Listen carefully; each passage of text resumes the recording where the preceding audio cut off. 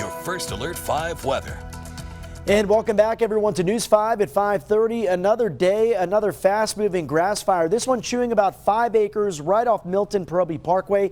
Andy talked about it earlier in the newscast. We got some great viewer photos and video as well. I want to thank Nicole for posting this on my Twitter page. Her Twitter handle, Coco Davis 717. She said the photo was taken from the Amazon warehouse. And this I took from about 20,000 feet up in the air, flying back on Southwest Airlines this afternoon into Colorado Springs. You could see the smoke rising from the High Park fire. Now, the indicator here early in the day when we flew back was that the smoke was rising vertically. A good sign as the wind was not that strong at that time. But as this changed through the late afternoon and evening hours, look at the current wind gust out there into Teller County. This is just a few miles west of Cripple Creek, and you can see winds gusting now at about 26 miles per hour. Latest acreage, 1,000. Containment still pretty low, only at about 10%. And we do remain under red flag warning conditions here until 8 o'clock this evening. Still gusty, still very dry. The other thing I noted as I was flying over the mountains and into the Front Range here, all the plains completely dry, seeing way more brown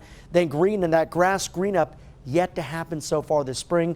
We're going to need quite a bit of moisture to see that actually materialize. Now, we could see some changes in the extended forecast, but today it was dry and it was warm. Both the Springs and Pueblo, look at that, 10 degrees above average for this time of the year after a high of 80 in the Springs. We are at 79. Now, some clouds have built in as we have a disturbance coming out of the northern parts of the state. You can see for the Pueblo area, not as much cloud cover as in the Springs, but this is not expected to bring any moisture or much needed rainfall to most of us here in southern Colorado during the overnight hours. You can see to our north, though, we are getting a little bit of moisture building into northern parts of the state, western parts of Nebraska, some of that trying to break in to northeastern parts of Colorado. I think the bigger impact will be some gusty northerly winds into the overnight hours. Just after sunset, the west and the south winds do decrease, but look what happens here on the modeling. You can see early Sunday morning, the front makes its way down to the Arkansas River Valley. A quick burst of northerly winds through about the mid-afternoon for the eastern counties, and then eventually the winds die down there as they become again westerly out across the mountain areas in the interstate. But I think overall they're going to be quite a bit weaker than what we saw today, and it could actually be the first day in quite some time that we're completely void of any red flag warnings. Now, high pressure builds in,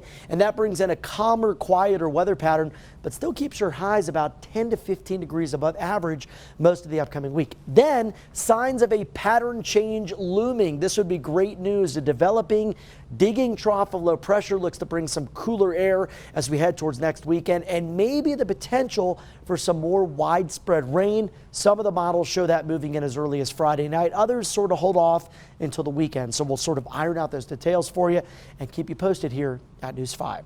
Tonight's lows down to the low 50s in the Springs. We'll see decreasing clouds and some fairly comfortable overnight lows. Tomorrow back up to near 80 degrees in the Springs. Even with that cool front, temperatures really won't change all that much from what we saw this afternoon. Now, big deal tomorrow, astronomically speaking, as we look to the skies for that total lunar eclipse. It's expected to peak around 10 p.m., but viewing should be visible between about 9:30 and 11. And weather-wise, we're expecting to see mostly clear skies. 80s through Thursday and then cooling down as we head towards next weekend. For Pueblo, we are dry and we are well above average for this time of the year.